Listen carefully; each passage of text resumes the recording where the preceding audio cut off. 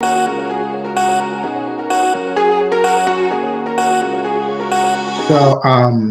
Dipendra is a strategic marketer with over 8 years of experience in helping companies and businesses generate engagements and drive demand and revenue through measurable digital marketing strategies.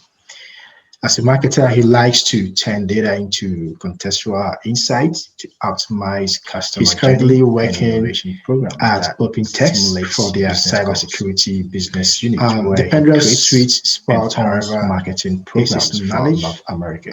In marketing, he holds a bachelor's degree in advertising and multimedia with postgraduate in strategic marketing. He enjoys connecting with fellow marketers that are driven by the power found at the intersection of arts and science in marketing. For fun, he likes traveling, hiking, and he loves spending time with his friends and family members. With one accord, let's welcome Dipendra as he presents to us on the topic analytics, marketing, and innovation. Dipendra, you're welcome to George Brown College Analytics Hub Club. Thank you so much, Professor Andy, and thanks for the great intro there. Okay, so can everyone see my screen now? Yes, we can see your screen. Yes.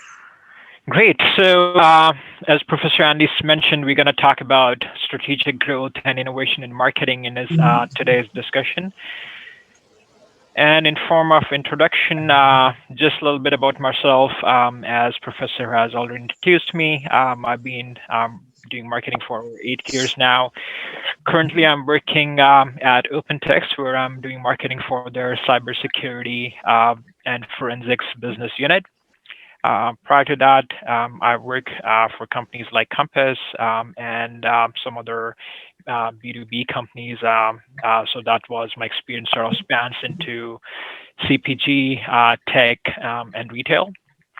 And I'm not sure if many of you know, I also graduated from George Brown in 2014, where I took the Before 9 program, which was a strategic relationship marketing program. So I'm happy to be here again and excited to have this discussion with you all. With that, I'm just gonna kick it off. All right, so let's start by looking at some numbers and reflect on where we stand in terms of data as marketers. And you see some quotes here. The study from Forrester shows that 35% of marketers say they suffer from inaccurate targeting. And another report by Gartner shows that 66% of organizations are, ranked at 3 or below in terms of their marketing analytics maturity model. So this shows us, shows though organizations have big data lakes and we are always collecting data, but we still have a long way to go in terms of breaking it down and really understanding what that data means for us as marketers. And today, as marketers, we continue, especially in B2B environments, even B2C, outsource our data needs to external agencies or external partners, if you will. And inside the organizations, as groups, we are increasingly coming together to understand the data lakes that we have in our own database and operationalize those changes through effective collaboration. And in terms of better alignment across the organization, I think that's key, and getting the most of our data resources. And it's also important to prevent spending on technology tools, double spending on technology tools and talent and integration, and be able to better align our resources and reduce. It's not about having too many tools, it's about having the right ones. And I was also looking at another study which shows that around 57% of marketers outsource their data needs. And given the scarcity of data analytics talent, that's why we can't wait for you all to, graduate and come in the market. The high quality of vendor and agency insight, it seems like, this trend will sort of continue moving into a couple of next years in terms of outsourcing our data needs. And organizations continue to invest in their foundations of their analytics programs, and I think we are slowly stepping into the zone where we are seeing return investments on those investments. And although in-house teams continue to spend a significant amount of time, doing their basic data tasks in terms of data management, working within the company with marketing operations and integration and formatting, cleaning the data, I think this points to a gradual maturing of data capabilities to meet the goals and be able to get to a stage where we can like derive insights and drive our marketing strategy and execution with that insight. And one thing we have learned in 2020 is we can't predict the future, but there are some changes coming for marketers moving forward. And I think I'm sure some of you might have read about it, but one of them being Google Chrome will stop supporting third-party cookies by early 2022.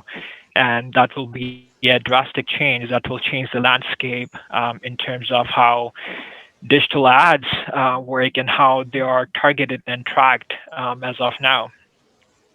And I think the coming year will provide more a final chance for marketers to educate themselves about the impact of the cookieless future, as we are talking more about data security and GDPR and CASL.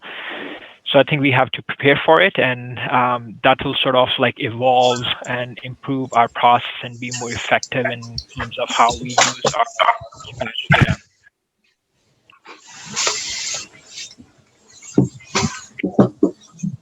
So since we're talking about data maturity, let's look at the maturity journey here and why it is so important. So as I was mentioning, only half of the marketing decisions are being influenced by marketing analytics right now. And if you talk to marketers about this, the poor data quality and lack of actionable results are the top reasons as to why they don't rely on analytics to make those decisions. And so the question is, how can we progress in the maturity level? As you see here on the screen, there are 4 stages in how we should be approaching the data journey. So first is descriptive, and that talks about what is really happening in our entire system of, if we talk about our back end of our social channels, our website, and who's consuming the content, and is it resonating with the audience. So that's the first step. And then I think the second is being able to understand that and diagnostics as to why is this happening, and was there a pain point, or let's say some of our messaging is resonating, so why is it happening? Did we address a particular challenge or a pain point for a particular industry or a particular user group?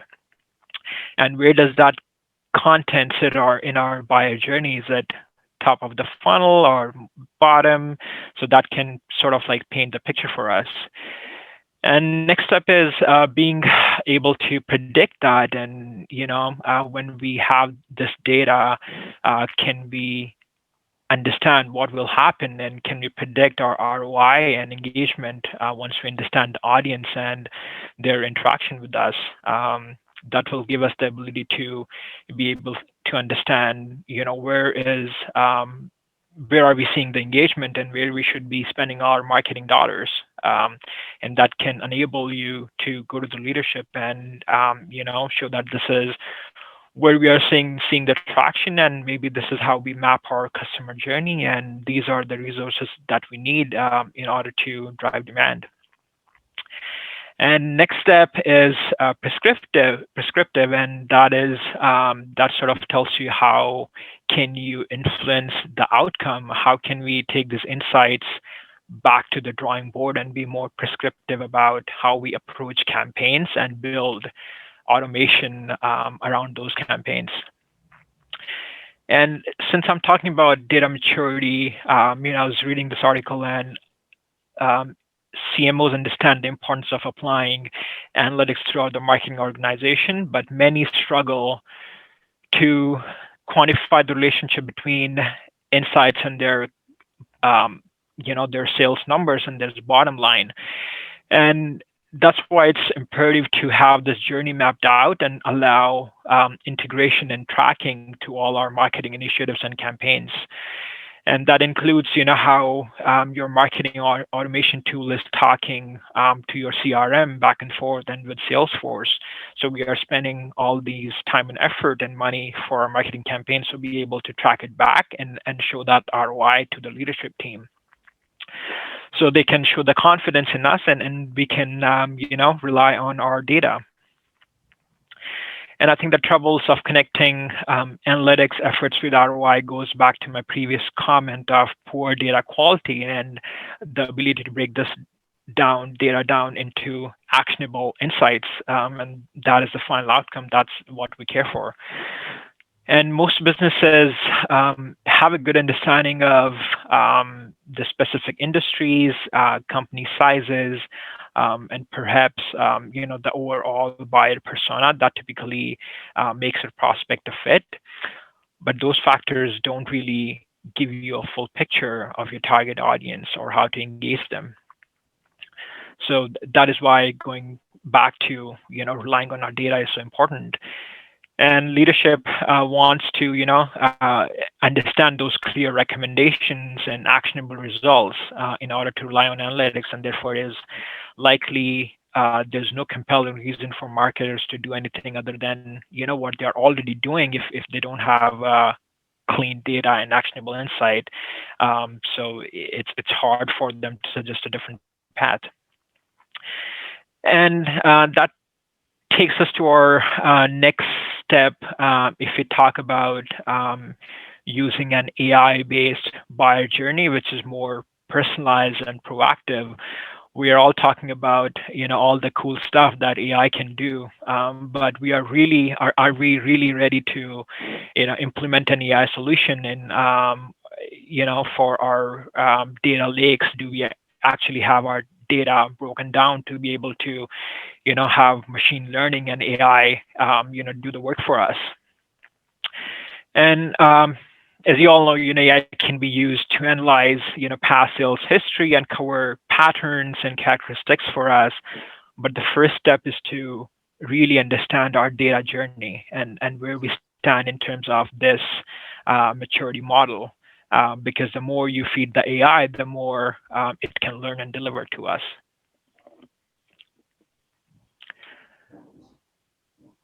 So now that we have talked about data, let's discuss how we can leverage that for segmentation. So here's a list of 6, characteristics, if you will, typically used by B2B marketers and companies where how they approach their markets, and one of the most successful. And because so I'm going to start with the first one, which is the industry. And talking about industry, it's one of the most important factor for our segmentation, and that is because every vertical or industry tends to have its own unique specific attributes in terms of pain points and goals.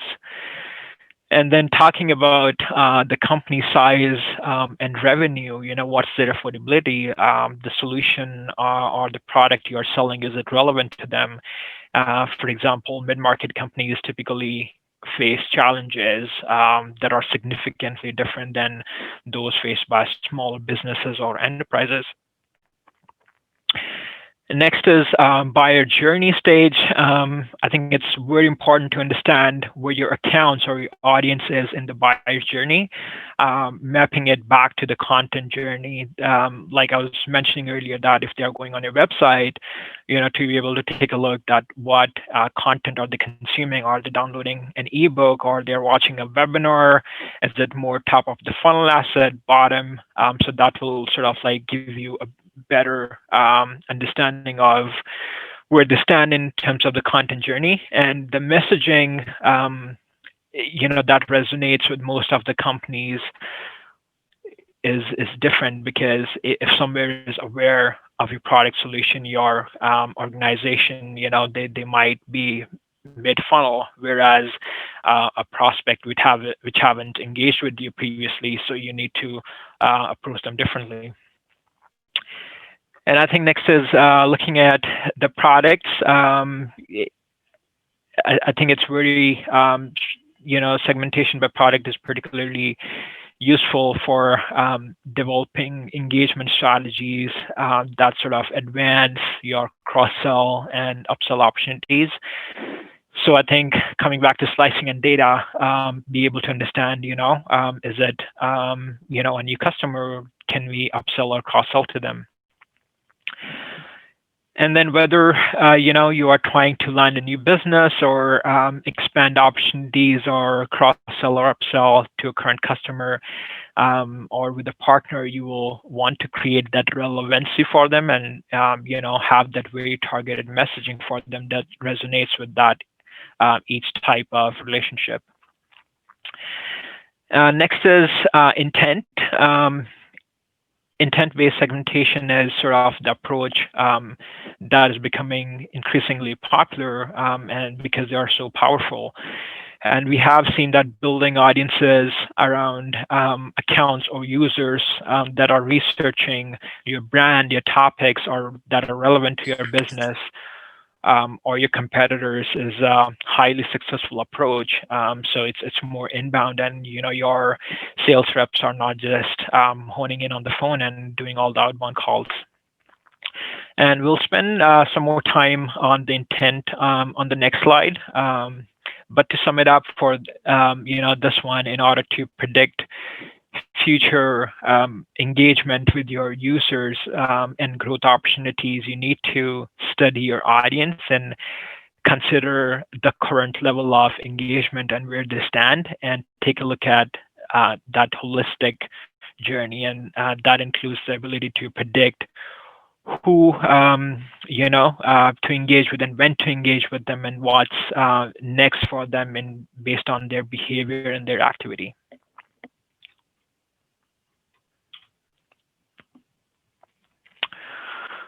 All right, so this is a good transition to talk about intent that I mentioned on the previous slide.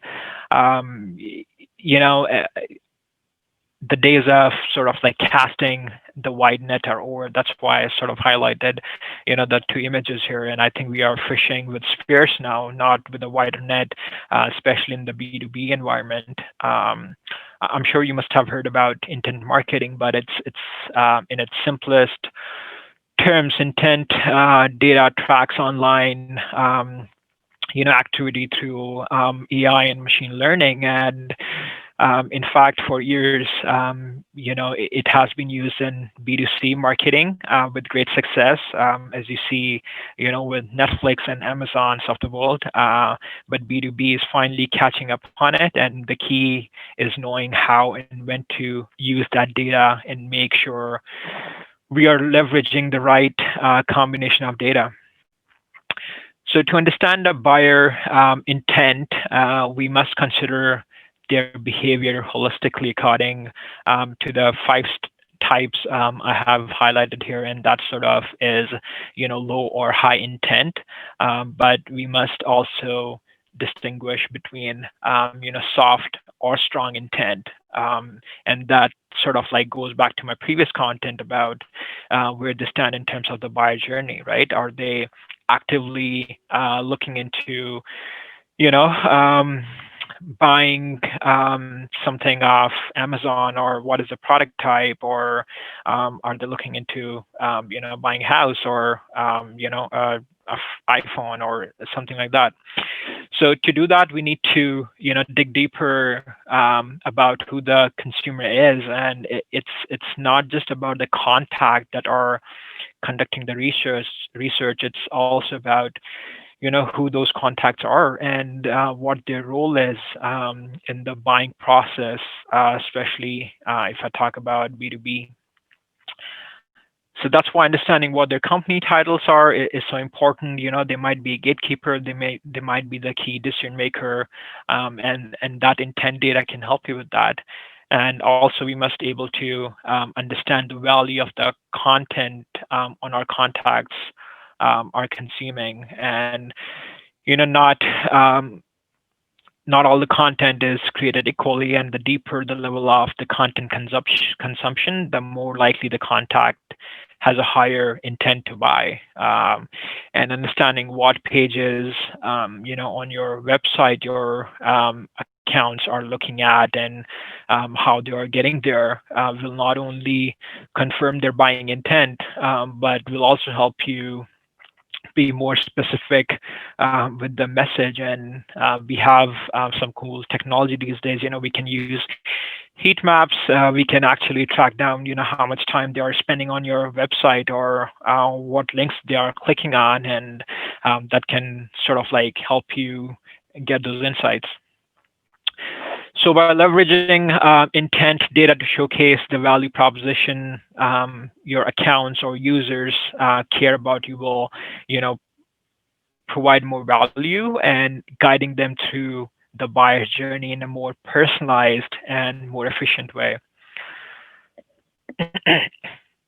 And going back to saying about talking about these five attributes I've highlighted here, you can target them based on geo, persona, titles, as I mentioned, or how they're interacting on social media. Are they doing any particular keyword searches, or where they stand in terms of the buying journey? So as I was talking about the previous on the previous slide, talking about intent data that can really help you be more personalized. And people expect brands to be using the data that they receive for them to create, and deliver better experiences. And unfortunately, not many businesses are doing right now. And you are asked for data everywhere you go. When you are shopping, you are going to Shoppers, or pretty much everywhere. And especially for lead gen, and going onto the websites, 97% of the website visitors, as a fact, don't fill out a form, and more than half of the website visitors, spend maybe 10 to 20 seconds on your website. So one of the key reasons, we want to make our message personalized and in B2B more, if we want to focus on account-based marketing, is to cut down the noise, and increase the relevance, and get our customers and prospects to deepen their connection to us through, customer-centric experiences. And it should reflect that, not just we are collecting the data, but we are, we know them.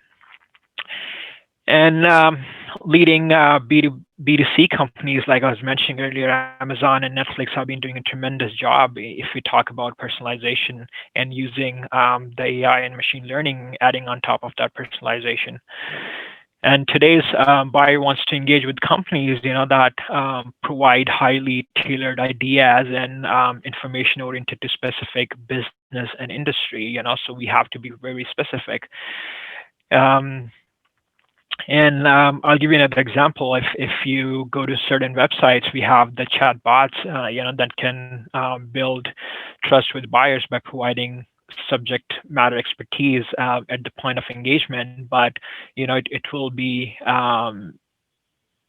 taking this step to the next when we can have personalization, and that can be as simple as acknowledging a user by a name.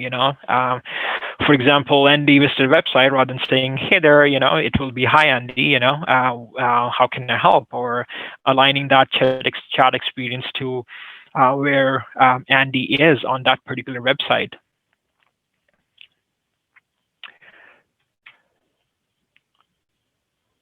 All right. So as B2B marketers, we spend a lot of time and money driving visitors to our website. We invest, in all things digital, display advertising, social.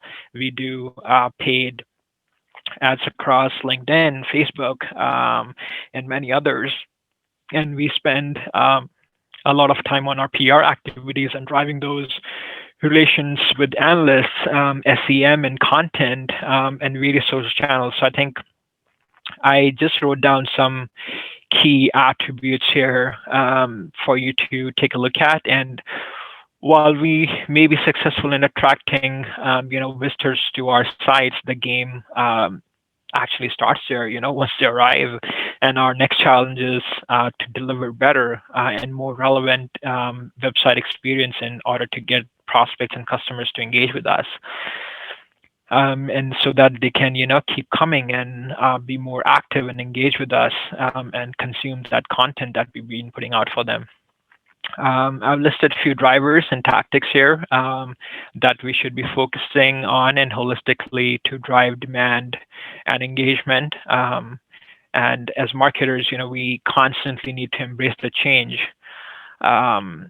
So if you take a look here, in terms of I have outlined a good mix in terms of outbound, inbound, and how within that bucket, like each key element is important in terms of A/B testing, and I can't emphasize enough on testing. Sometimes a simple change of color will change your ROI on campaigns, and we have data to prove that.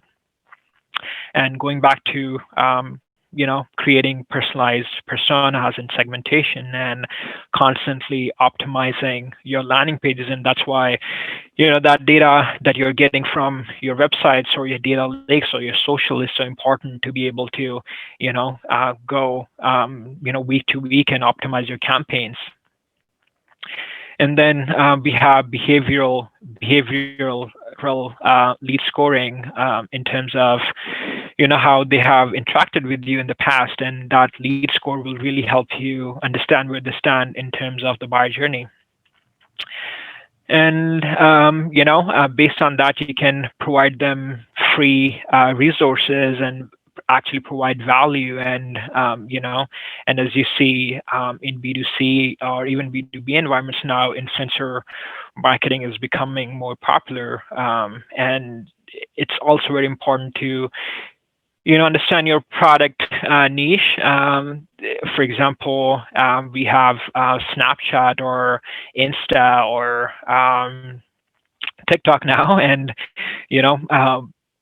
doesn't mean it's probably not the best channel for every B2B company, but if it is, I think it's worth testing it out. And because if your audience is there, then you should be putting content out there. And talking about pivoting to my previous point, I think as marketers we need to embrace the change and pivot when needed. And I can give you an example about that. At the beginning of this year, we were sponsoring a conference, and which we couldn't attend in person because of COVID. So we were kind of stuck in that position, and we decided to run a digital campaign to show our customers that we are there for them, and how we can still provide value to them, and how we can help in a digital environment, or we are not attending the conference in person. And we showcased how we are involved within the community and how we are helping our customers and frontline workers during these unprecedented times. And our messaging, resonated with our audience, and we had great engagement from that campaign. So what I'm trying to say here is we need to get creatives and sometimes do things different, and especially in this all things digital now, and think of the buyer first, and approach it that way.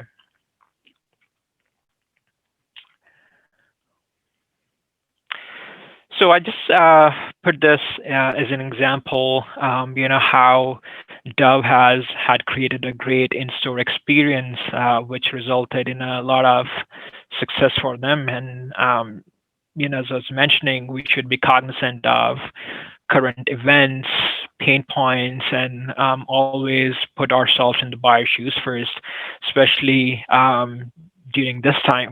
We don't want to go after a buyer with a sales pitch, because we don't know what they're going through, right? So we need to approach it with empathy and be able to have an approach where we're not just trying to sell, and we are trying to help them. That's very important.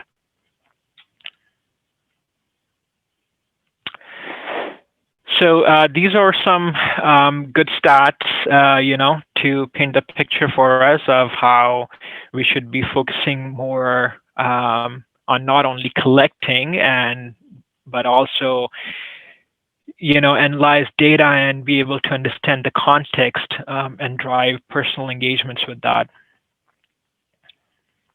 I'm sure you guys must have, seen similar stats in your research, but I just wanted to lay it out here again. And I'll wrap it up with this quote from Mark that, it's no longer about interrupting, pitching, and closing. It's about listening, diagnosing, and prescribing.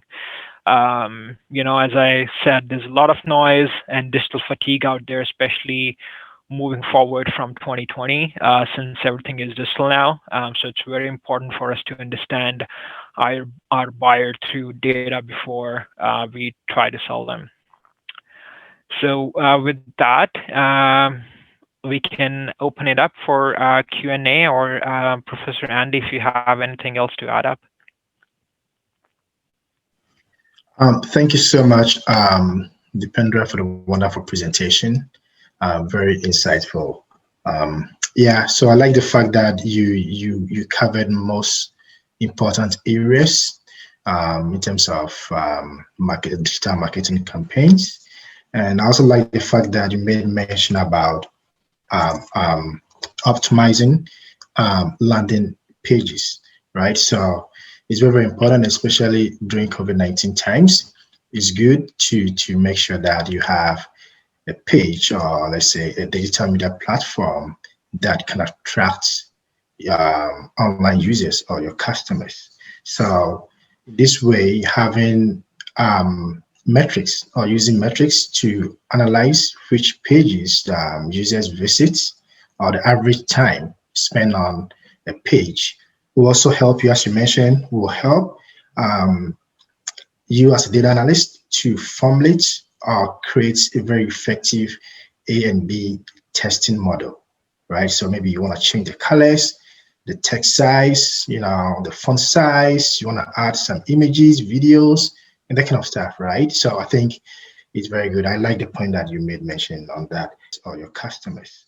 So this way, having metrics, or using metrics to analyze which pages users visit, or the average time spent on a page, will also help you, as you mentioned, will help you as a data analyst to formulate or create a very effective A and B testing model, right? So maybe you want to change the colors, the text size, the font size, you want to add some images, videos, and that kind of stuff, right? So I think it's very good. I like the point that you made mention on that.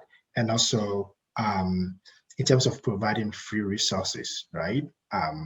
So most online platforms now, what they're doing is that they're providing free services, and like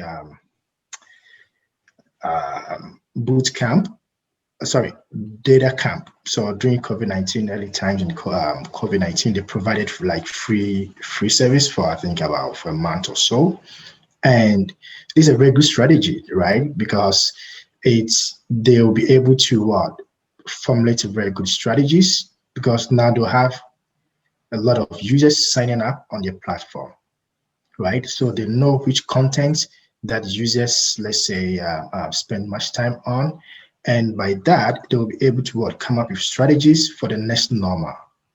So if you want to stay competitive, you need to provide like some free resources, right? Yeah, for sure. Yeah.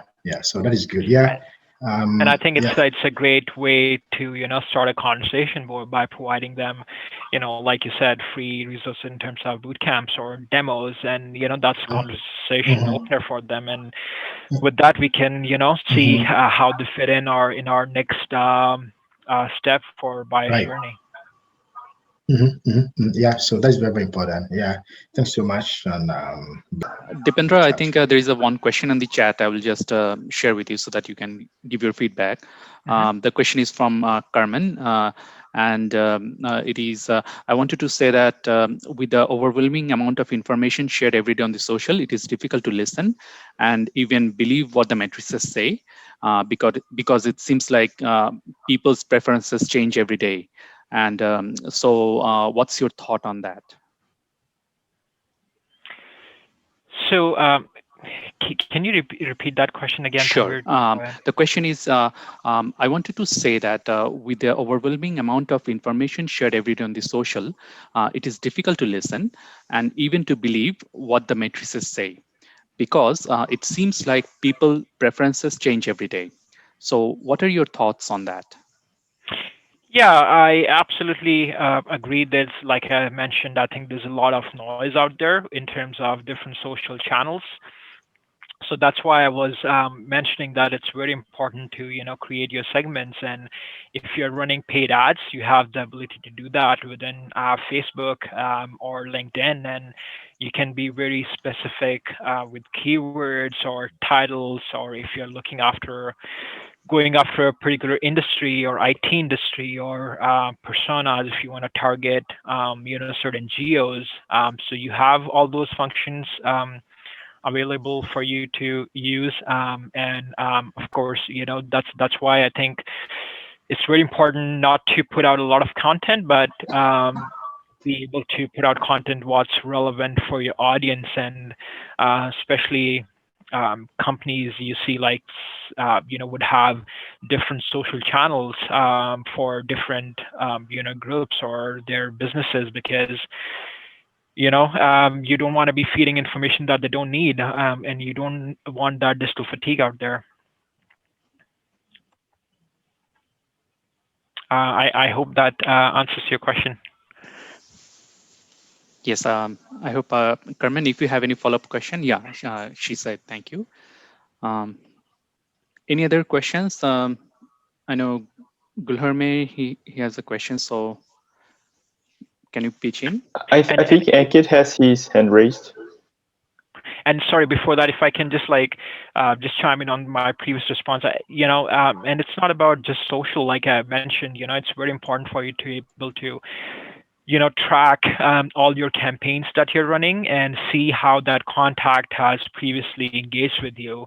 Is it the first time they have interacted with you on social, or maybe they have opened an email with you, or maybe they have visited your website? So that's why it's very imperative for your CRM and your marketing automation tool to sort of talk to each other and understand where they stand in the journey. Great, thanks. Ankit, you can unmute your mic and ask your question. Thank you. Hi, Dipendra. I would firstly like to thank you for the great, insightful session. It was actually really, really good. But I had a question. So you started the presentation off by saying, Google's ending third-party cookies by 2022. So I would like to get to know your opinion on it, because that is something that started this year. Like they released that this year. But what do you think that would mean, like in terms of hyper-specific targeting? Because a lot of companies obviously rely on that fact.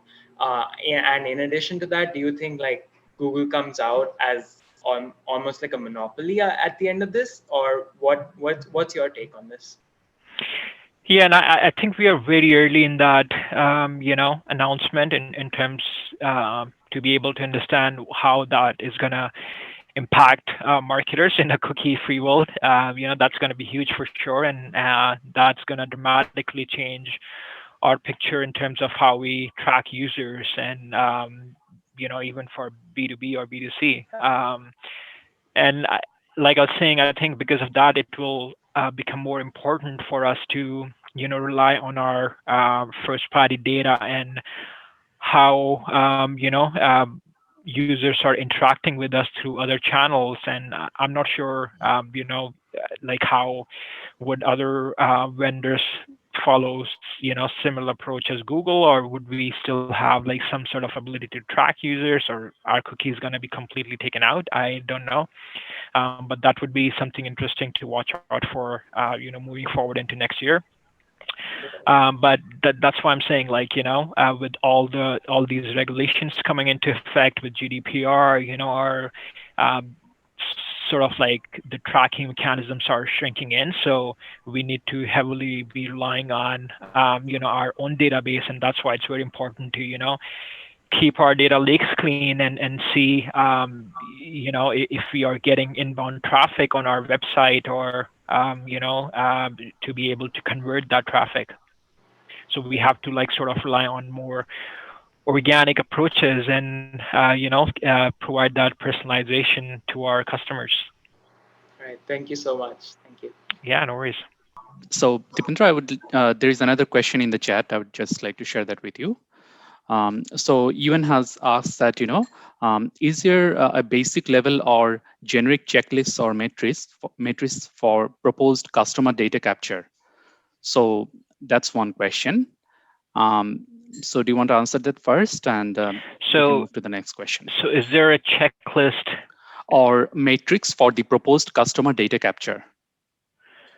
So I think that goes back to, I think your target audience would create that checklist, right? I mean, that goes back to the drawing board and trying to understand what your buyer persona is and what your segmentation is, and that should, as I had that slide up, in terms of B2B or B2C, that checklist would look like slightly different, but in terms of what industry it is, what age group or geo, those are the filters you can add, and that could give you that checklist.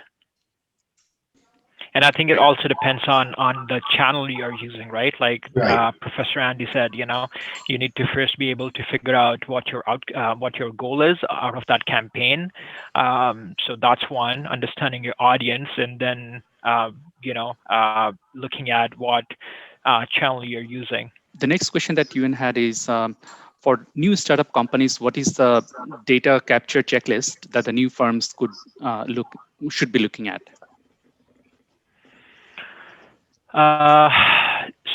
For a new firm, so I think again, we need to understand for a new business, what's their, again, I'm gonna talk about target audience. What is the product you're trying to sell, that can help you understand, what groups you should go after, and what are the right channels for you for data capture. Should you be doing trade shows or attending conferences, or should you be targeting customers via social? Should you be do you want to buy a third-party list to have your initial database for your email programs?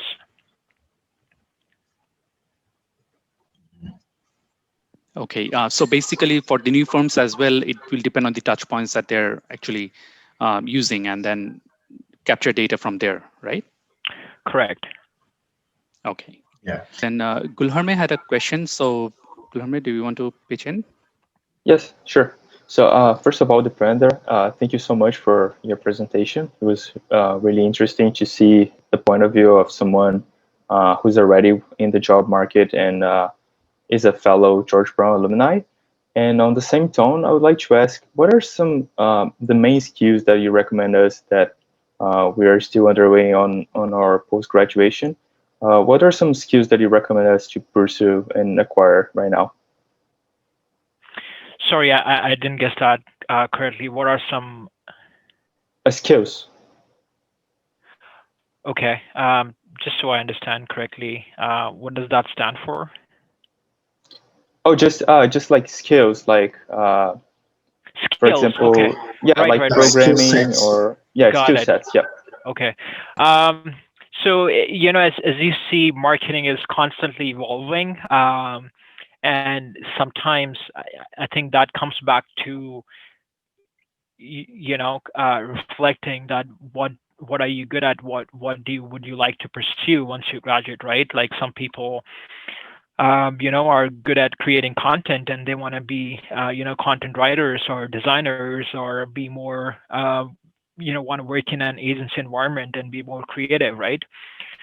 And or some people are are more aligned towards business side of the things and taking a look at holistically and around data analytics, all things digital. So if you can, tell me what's your particular interest area is, I can probably, give you a more specific answer. But in terms of, what's out there, you are seeing, I can tell you right off the bat, a few things are that are increasingly in demand. For example, content creation. Like a lot of businesses are constantly looking for content creators and writers, and that's one. And then we are going towards, like I mentioned, we are still short of data analytics professionals who can really slice and dice the data and be able to understand the data. Or if we talk about marketing automation, so I think these will definitely be the few key ones that can help you grow once you graduate. Great. Thanks for that. Awesome. Dipendra, I had a question. If I may ask, Yeah, go for it. you talked about the data maturity journey, and their prescriptive models are there. But I wanted to know that what are some of the tools that we can use for prescriptive modeling and analytics for as per se. So, there are a lot of tools out there. Like I was saying, it's not about, it's about having the right tools. And, how I think it's very important to understand what's your use in terms of users, how big is your organization, so what are the resources you need from that perspective, and, how you integrate those tools back to your website, your social, and your CRM, and house those things under one umbrella, and so that they talk to each other, and you are not working in silos, and you can understand how your customers, because you don't want to be sending an email to someone who who has unsubscribed, or who or someone who's already a customer. And in terms of, like we have marketing automation tools out there that are great in terms of, Marketo, Oracle, Eloqua, which are great to be able to, have that, to be able to, get reportings and understand your data.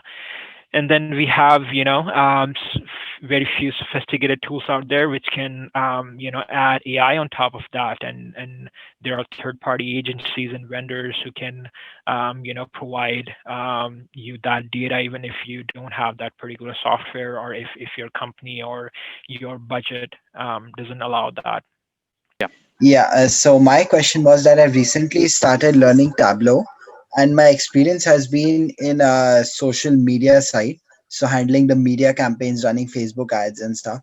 But I was just wondering, like, with the knowledge of Tableau and data visualization tools, with my past experience on in media, like, can I get a entry level job as a data analyst, or do I need to have some programming background or some other tools and knowledge which would be needed for an entry level data analyst role? Sure, you can. I mean, if you have the skills and you can what do what a job description is asking for, I think for sure, why not? It's great if you already have that experience and you have the skill set. It's good. I don't think you need something particular slapped on your resume to be able to, if you can do the job, in short, yes, you can definitely qualify for it. I think it depends, going back to, how technical you want to be. You can go Correct. on the data science side. You can be a data architect and, you are coding and, playing with numbers all day. Or do you Mhm. want to be more on the business side of the things and be able to, derive insights out of those reports? And, those tools, there are so many tools out there, and, every company, every organization has sort of like their own, in-house, solution, or they use any third-party solutions, which are, Mhm. if you have some basic background in analytics and be able to, you should be able to use Mhm. those tools. Right. Dipendra, on behalf of George Brown College Business Analytics Club, we would like to say a very big thank you for sharing such informative session with us. The rest of the members can connect with Dipendra on LinkedIn. He's available on LinkedIn, so you can connect with him. If you need any help, you need any advice, he's ready to be of help. And also to Tenra, Guy, and Kate, and the rest of the team, I'd like to say thank you so much for organizing this. Highly appreciated. It's an absolutely great experience to join everyone, and thanks again for giving the opportunity. And feel free to connect with me on LinkedIn. And if you have any questions, shoot me a message, and I'll be happy Yeah. to answer. And look forward to doing more of these. Thank you.